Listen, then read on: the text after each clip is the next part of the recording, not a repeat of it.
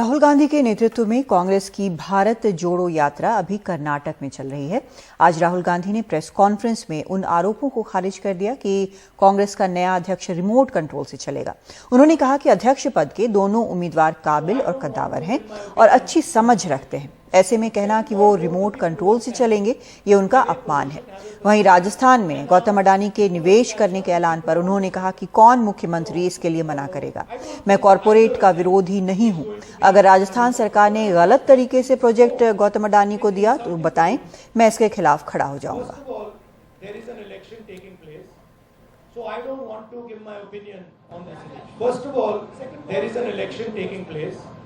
So I don't want to give my opinion on this election. Second of all, both the people who are standing have a position, have a perspective, and are people of stature and people of understanding.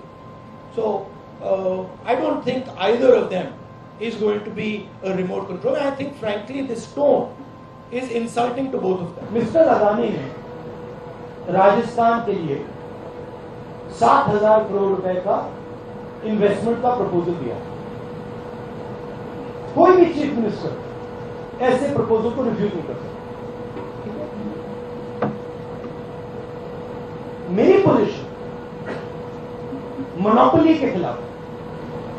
Rajasthan सरकार ने अदानी जी को कोई preferential treatment नहीं दिया। The BJP is singularly dividing the nation and spreading hatred in this nation.